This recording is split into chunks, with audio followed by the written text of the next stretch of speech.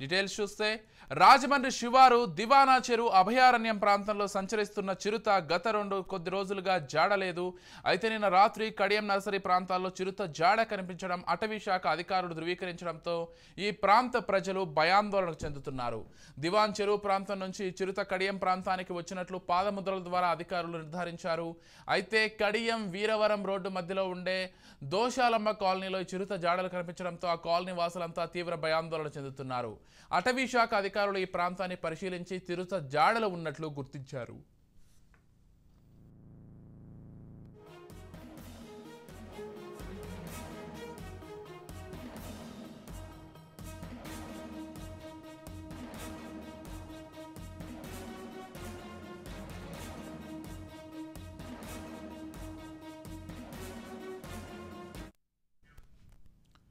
చిరుత దివాన్ చెరువు నుంచి కడియం నర్సరీలోకి ఎలా వచ్చింది అంతుపట్టడం లేదు.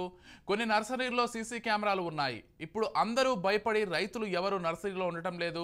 దీంతో చిరుత ఈ ప్రాంతంలోనే ఉందా, ఇక్కడి నుంచి సమీపంలో ఆలమూరు లేదా మండపేట మండలాల పరిధిలోకి వెళ్ళిందా అనేది పెద్ద చర్చనీయాంశంగా మారింది.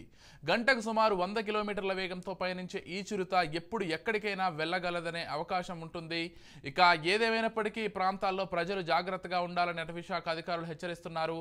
ఎవరు బయటకు రావద్దని, ఇంటి బయట లైట్లు వేసి ఉంచాలని, దగ్గరగా ఉండే మైకులు పలుకుతూ ఉండాలని సూచించారు.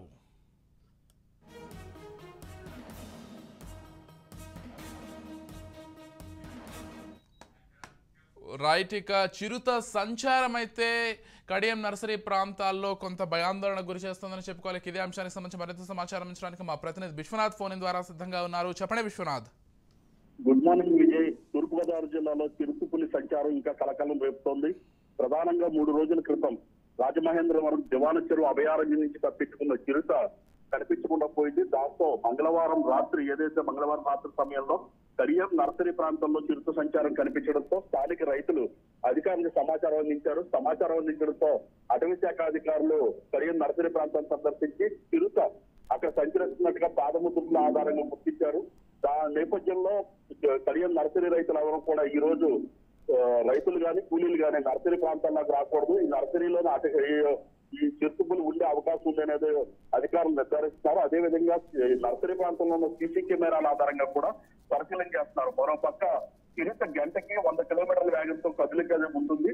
ఈ నేపథ్యంలో గత 4 రోజులుగా ఈ చిరుత ఎటువైపు వెళ్ళిందనేది తెలియని అధికారులకి ఇప్పుడు కడియం నర్సరీ వైపు రావడంతో ఇది మరింత వేగంగా కూడా వెళ్లే అవకాశం ఉంది. ఇది ఆలమూరు గోదావరి తీరం వెంబడి కూడా వెళ్లే అవకాశం ఉందని అధికారులు నిర్ధారణ చేస్తున్నారు. దీనిలో భాగంగా ఇప్పటికే ఏదైతే పోలీసు అధికారులు గానీ అటవీ శాఖ అధికారులు గానీ స్థానికంగా ఉండే అధికారుల యంత్రాంగం కూడా స్థానిక కడియం నర్సరీ రైతాంగాన్ని ఎవరిని కూడా ఎటువంటి పరిస్థితుల్లో బుధవారం నాడు ఎవరు ఇల్లు వచ్చి బయటకు రాకూడదని చెప్తున్నారు. అదేవిధంగా రాత్రి సమయాల్లో కూడా ఎవరో బయటకు ఒంటరిగా రాకూడదు. ఖచ్చితంగా ఏదైతే లైట్లు వేసి ఉంచడం ఇళ్ల సమీపంలో, అదేవిధంగా శబ్దాలు కలిగి ఉంచడం లేదా ఆడియో స్పీకర్లు ఆన్ చేసి ఉంచడం వంటి చర్యలు చేపట్టాలని అధికారులు సూచిస్తున్నారు. అయితే ఈ చిరుత అధికార యంత్రాంగం దాదాపు 10 రోజులుగా ముగ్గురు పడుతోంది. అటవీ శాఖ అధికారులు ట్రాప్ కెమెరాలు ఏర్పాటు చేసే పనిలో నిమగ్నమై ఉన్నారు.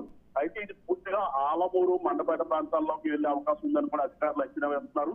దీనిలో భాగంగా ఆలమూరు మండపేట ప్రాంత ప్రజానికం కూడా అప్రమత్తంగా ఉండాలని అధికారులు ఇప్పటికే జారీ చేశారు.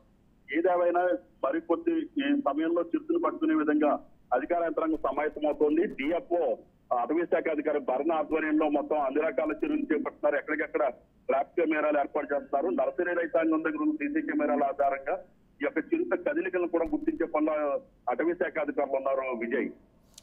Right, thank you Vishwanath.